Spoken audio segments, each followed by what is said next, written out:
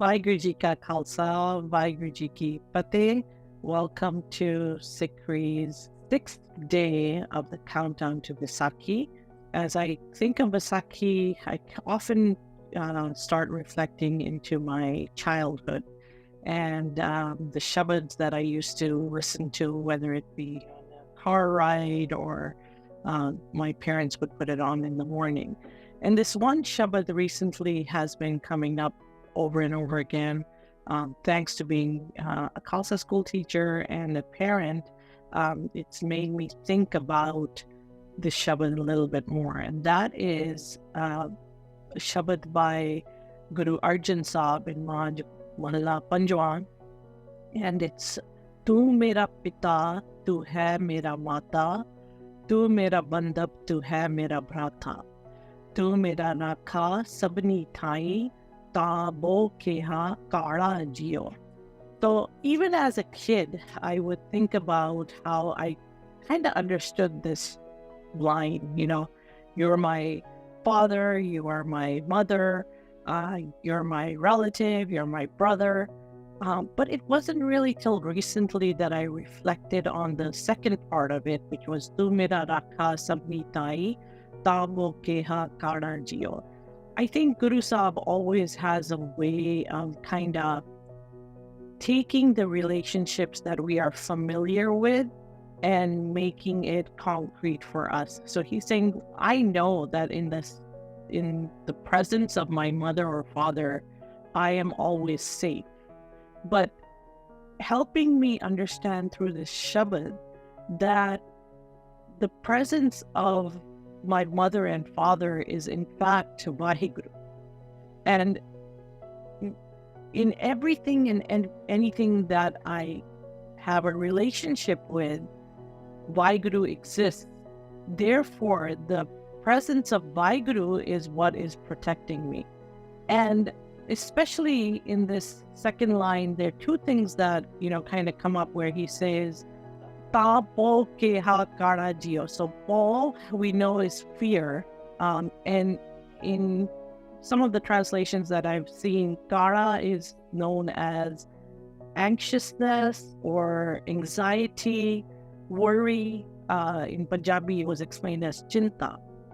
So in this day and age, when we're talking about mental health a lot, I think Guru Sahib is saying, hey, this anxiety, anxiousness does happen, but why have this fear or anxiety when you know that Vahiguru is there to protect you, just like as a baby your mother and father may have been or continuously do.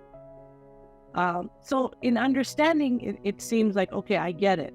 But then he continues on, and in his next pada, he says, "Tumri kirpa te tud pachana, tu meri ot, tu hai mera mana. Tuj bin duja avar na koi, sab tera khel akhada jio." So over here, he's saying, I know you have this kind of maybe anxiousness, and I've told you that your mother and father is Vahiguru. But how do you understand this? And he's saying, this conversation is with Vahiguru, but in turn with us, his Guru Sikhs, he's explaining to us that it is through the kindness of Vahiguru himself, divine himself, that we are able to start to slowly understand it. So that feeling of knowing that you are everywhere and you are my protector, and because of you I have any honor or pride, is this amazingness. And in reality, that extension of, without you, there is no one else.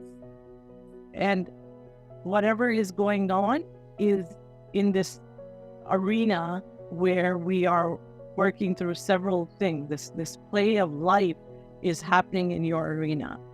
In the third pada, he says, "Ji jant sab tud upaye, jit jit pana tit tit laye, sab kich kita tera hoye, nai kich asara jio." Over here, he's kind of reminding us again that everything that is around us, everything that is there in creation is all created by you. And then this reminder of what is happening with everything that has been created is also in your hukam, is also happening as you wish. So whatever has been created is created by you, is happening by your will.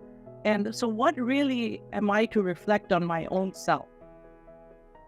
And then in the fourth line, this is where he's saying, okay, now naam te aaye maha sukh paya, har gun gaye mera man seetalaya, gur pure vaji vadhai, nanak jitha bekhada jio.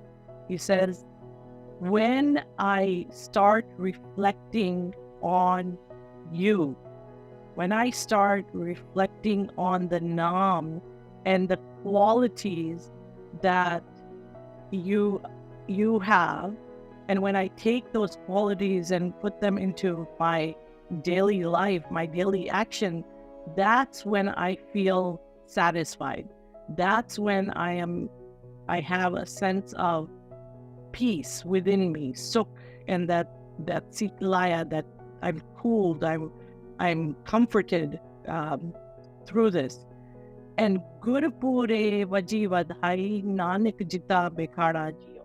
Now this is the time, once I realize that, once I feel that there's this congratulatory kind of experience going on in me, because I am now able to start winning over these vices of greed and all these different things that I had.